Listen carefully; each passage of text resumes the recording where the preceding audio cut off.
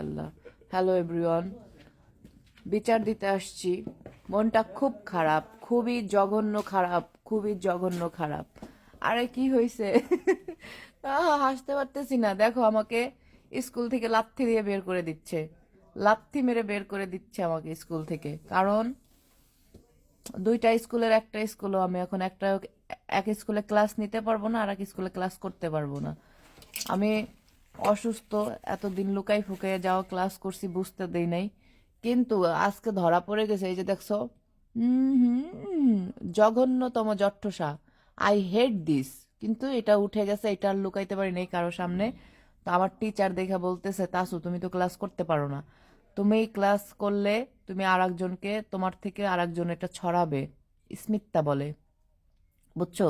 তো তুমি কি চাও ক্লাসে সবাই অসুস্থ হয়ে যাক? তোমার অফকোর্স এই মুহূর্তে right now you go to back home. চিন্তা করো। তারপরও গারামি করে কত ডুবো রয়েছি, একটু পড়তেছিলাম, পরে বলতেছে তুমি বাসায় যাইয়া পড়ো, স্কুলে থাকার কোনো দরকার নাই।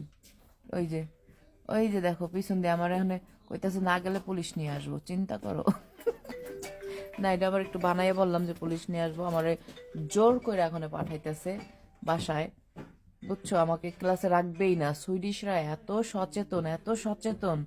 যদি একটু অসুস্থ দেখে ওই সব জায়গায় তাদেরকে একসেপ্ট করবে না, করবেই না, বলবে বাসায়, বাসায় থাকো, রেস্ট নাও, একদম পিক হয়ে সুস্থ হয়ে তারপরে কর্মস্থলে আসো বা স্কুলে আসো, হোয়াট এভার।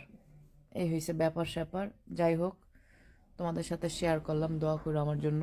অবশ্য আমি সুস্থই, একটু অসুস্থ, এটা কোনো ব্যাপার না। বাসায় থাকলে আরো বেশি আমি অসুস্থতা ফিল করি। কিন্তু এরা বোঝে না, বোঝে না, মনের দুঃখ বোঝে না, বোঝে না, বোঝে না, বোঝে না। ফিয়ামানিল্লাহ, ফিয়ামানিল্লাহ। গেট উইল সুন।